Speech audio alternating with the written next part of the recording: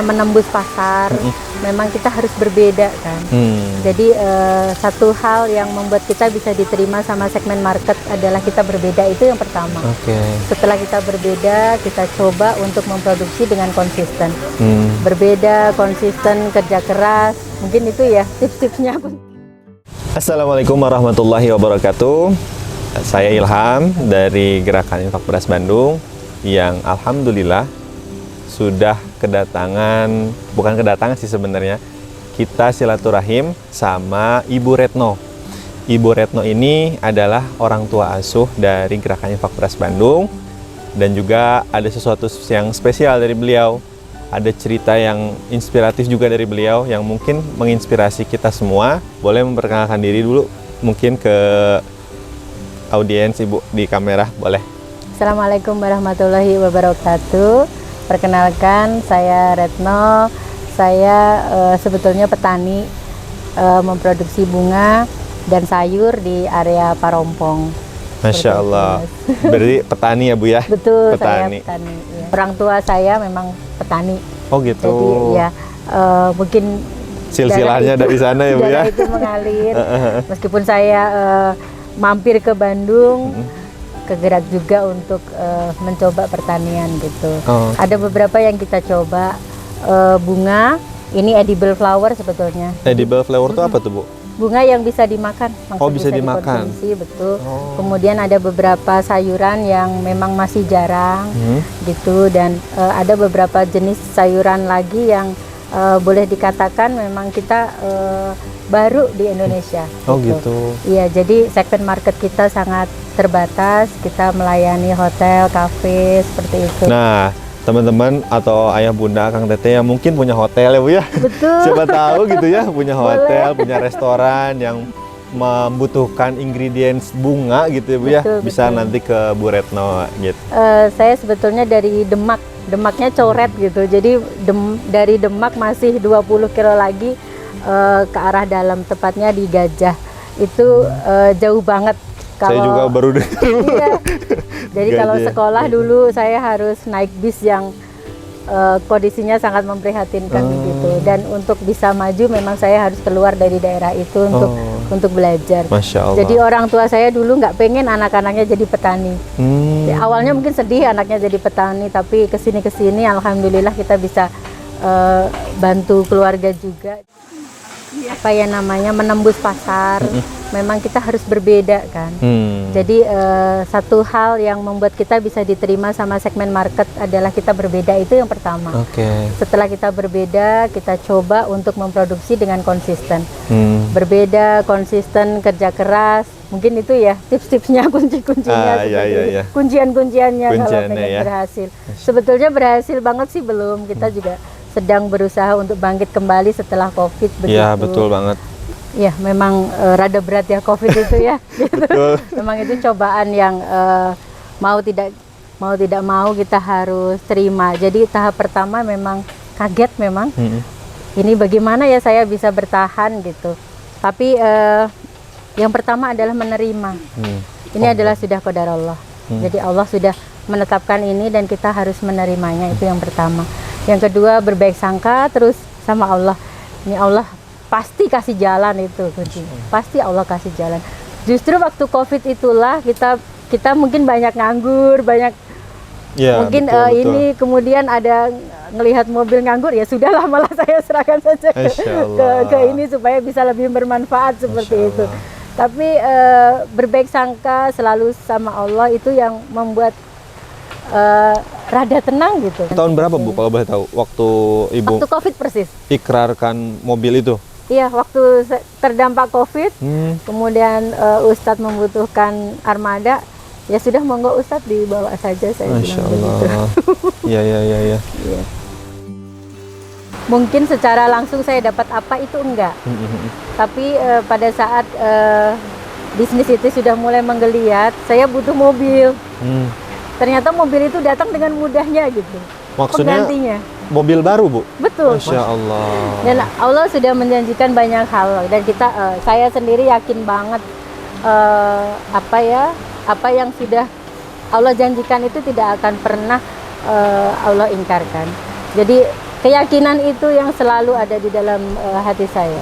Kalau kita merelakan sedikit aja, pasti Allah akan merelakan lebih banyak gitu. Masya Allah. Jadi itu yang selalu saya percaya. Balasannya selalu lebih banyak ya Bu? Sudah pasti, Masya meskipun Allah. tidak dengan langsung, tetapi kesini alhamdulillah saya bisa bangkit lebih cepat. Yang tadinya waktu COVID cuman ada 20, sekarang sudah ada 2 kalinya orang yang membantu saya. Masya Allah. Jadi memang tidak langsung, tapi proses kesininya Allah permudah. Apa ya, malu sebetulnya mencoba dekat sama orang-orang soleh-solehah sebetulnya. Masya Allah. Justru saya yang mencari komunitasnya sebetulnya seperti itu.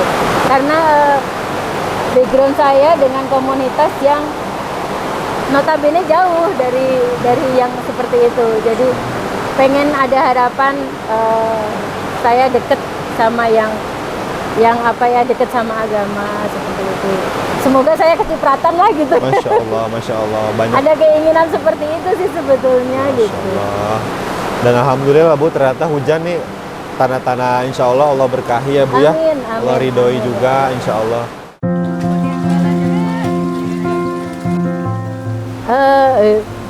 Pasti diterhari lagi. Mohon maaf.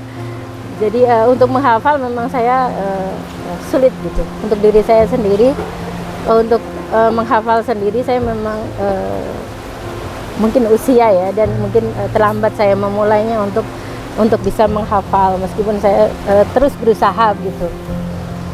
Jadi harapan saya, anak saya yang mau menghafal. Dan mohon maaf, Ya nggak apa-apa Bu. pasti saya begini kan, Insya Allah. karena memang keinginan terdalam gitu. Ada anak-anak saya yang nanti bisa menghafal Quran begitu, Insya Allah. dan semoga nanti bisa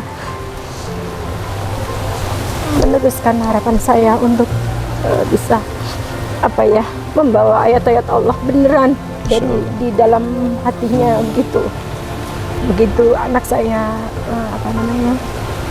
murojaah gitu, itu saya senang sekali. Ini yang saya minta sama Allah, ini yang saya minta supaya anak-anak saya menjadi pasukan Allah yang bisa diandalkan gitu. Insya Allah, Insya Allah. Demikian juga saat saya sangat menyayangi orang-orang yang menghafal gitu. Masya Allah. Karena saya yakin Allah pasti senang. Saya yakin Allah pasti melihat dengan senang ke saya, terutama karena saya memperhatikan juga Keluarga Allah ya Bu ya. betul Masya itu Allah. saja. Dan saya berharap anak saya, mohon doanya, menjadi bagian dari orang-orang yang Allah sayang. Amin, amin. Dan ya semoga Allah. saya juga kecipratan lagi gitu. Amin, amin. Karena ya Allah.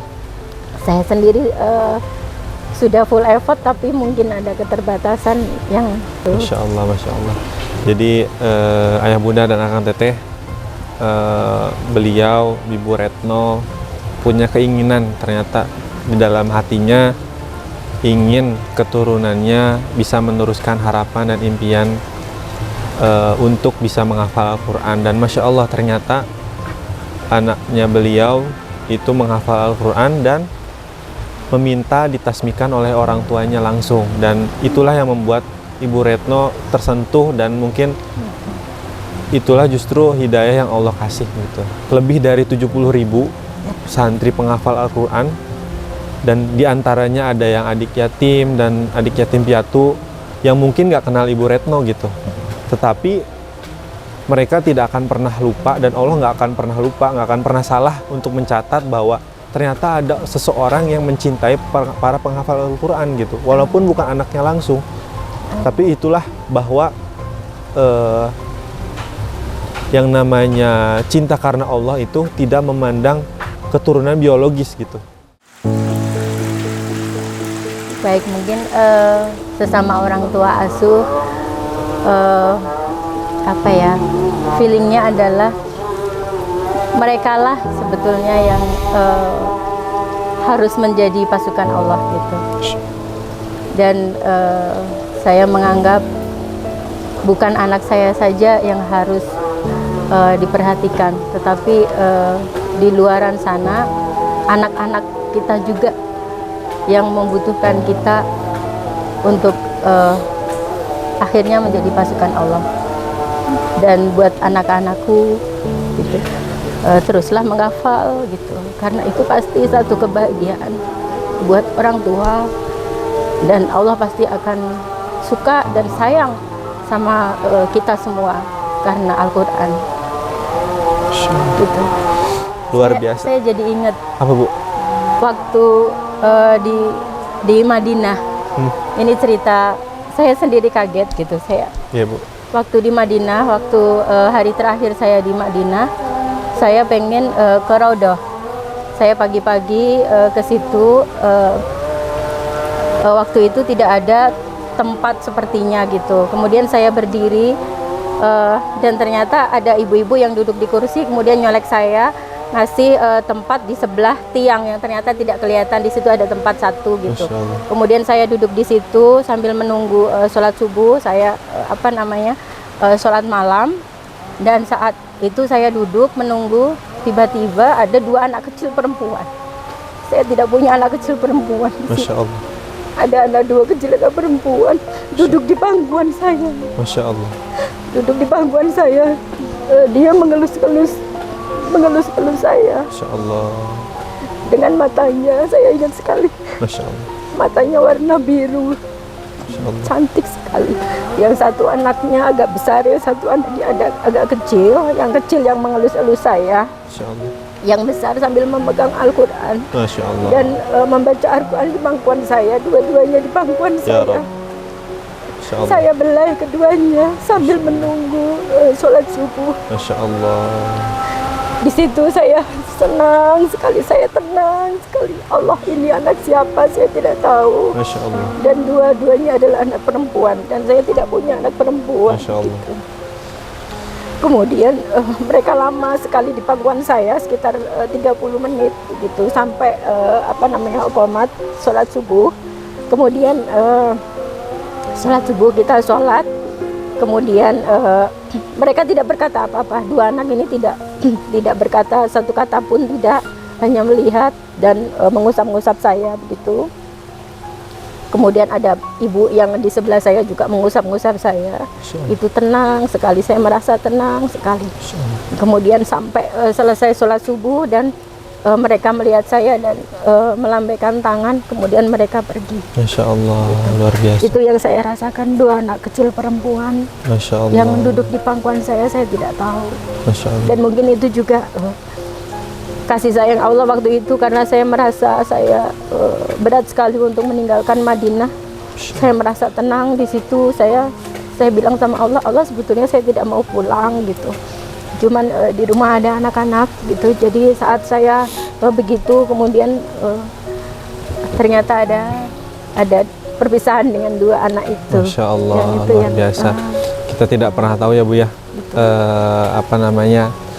Mungkin itu salah satu petunjuk, atau mungkin itu salah satu berita gembira yang kita terima di dunia, yang akan insya Allah dapatkan di surganya nanti. Mungkin itu saja, Bu. Mohon maaf ini. Nggak apa-apa, Ibu. Saya juga jadi mau nangis, Bu, tadi. Jadi Masya Allah, kalau terharu. ibu-ibu tuh suka terharu sendiri. Ya, Masya Allah, luar biasa.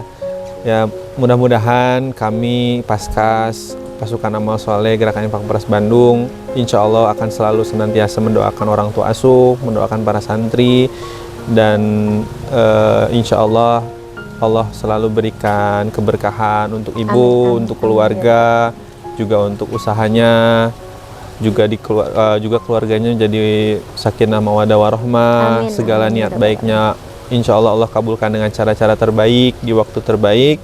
Jangan bosan jadi orang baik. Sampai jumpa di Baitullah. Wassalamualaikum warahmatullahi wabarakatuh. Waalaikumsalam warahmatullahi wabarakatuh. Merajut hikmah di balik kisah.